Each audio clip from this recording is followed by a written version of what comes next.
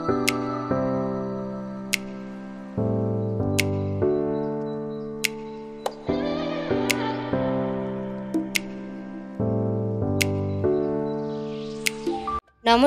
সকলকে স্বাগত শর্মিলার রান্নাঘরে। চলে এসেছি আরেকটি রান্নার রেসিপি নিয়ে। আজ আপনাদের সাথে শেয়ার করব লিচুর পায়েস।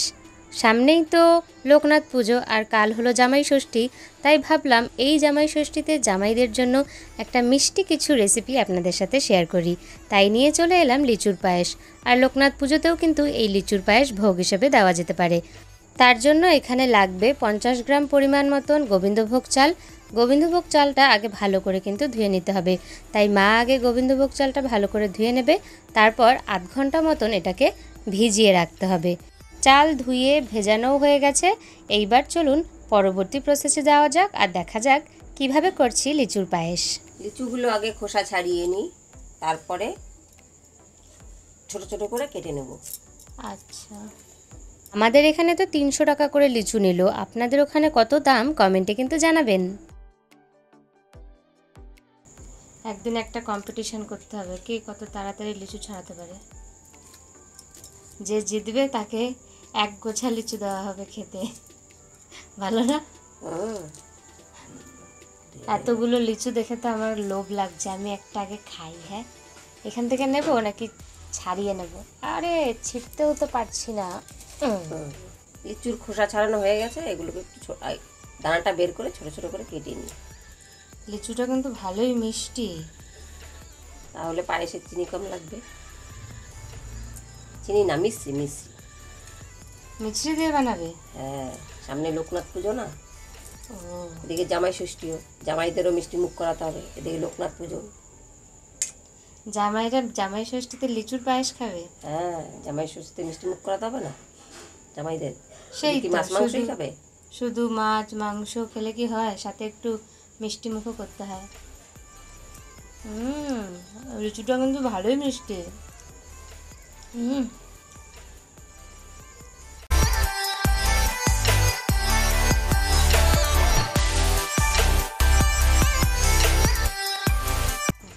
দাঁড়া, দানাগুলো ফেলে আসি আর হাত ধুয়ে আসি।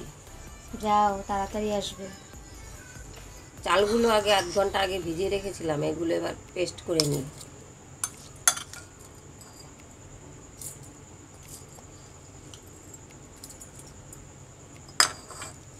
এবার একটু দুধ দিয়ে নিই, দুধ দিয়ে পেস্ট করব।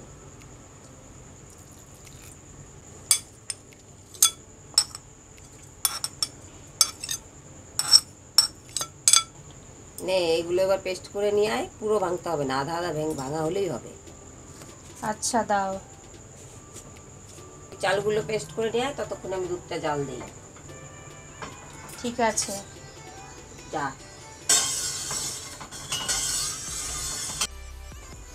এ নাও, পেস্ট করা হয়ে গেছে।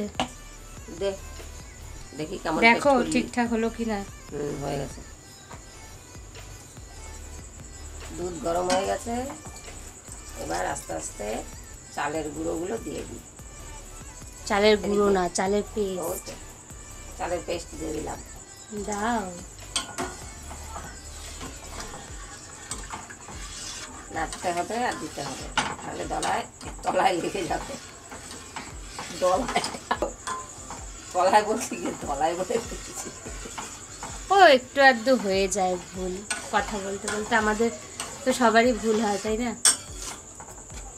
এর আগেও তো আমরা পায়েসের রেসিপি দিয়েছি না, অন্যরকম পায়েসের। অনেক পায়েস আছে আমাদের।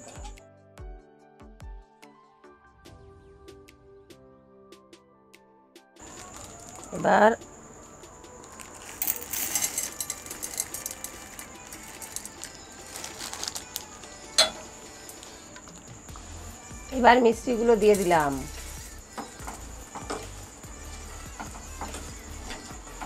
যারা মিষ্টি খাবেন তো খাবেন, যারা না খাবেন চিনি দিয়ে দেবেন।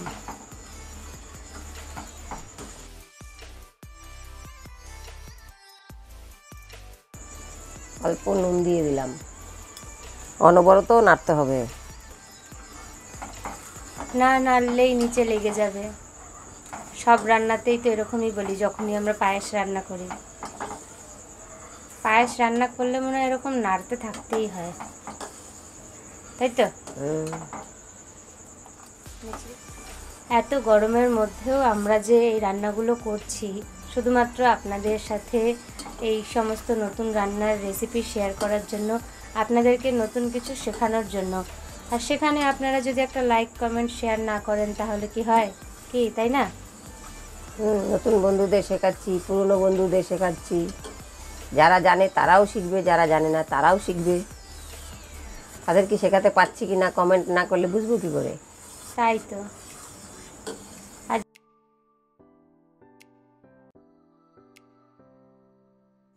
কাজু কিশমিশ এলাচ এগুলো কিছু দেবে না পায়েসে? না, এগুলো দিলে লিচুর ফ্লেভারটা নষ্ট হয়ে যাবে না। এরকম গাঢ় রাখবে, নামালে তো আরও গাঢ় হয়ে যাবে। গ্যাসটা বন্ধ করে দিলাম। লিচু কখন দেবে? লিচু লাস্টে দেবো, একটু পরে, একটু ঠান্ডা হোক তারপরে। ও, হালকা একটু ঠান্ডা হয়ে গেছে, এবার লিচুগুলো দিয়ে দিলাম। নাহলে গরম থাকতে দিলে দুধটা কেটে যেতে পারে। কাটবে না, লিচুটা এমনিতেই মিষ্টি। তাও মাঝে মাঝে দু একটা টকও হয়।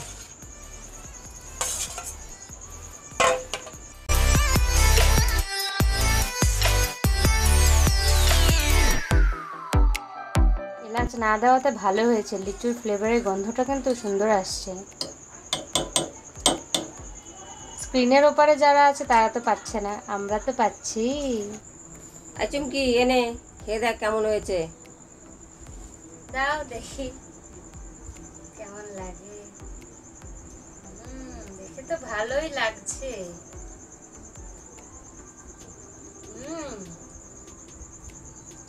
দারুণ হয়েছে। লিচু খুঁজে পাচ্ছি না।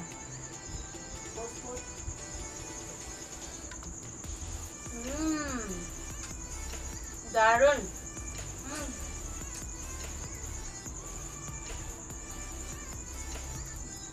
আপনাদের যদি ভিডিওটা ভালো লাগে তাহলে লাইক কমেন্ট শেয়ার করে দেবেন, আর চ্যানেলটাকে সাবস্ক্রাইব করতে কিন্তু ভুলবেন না।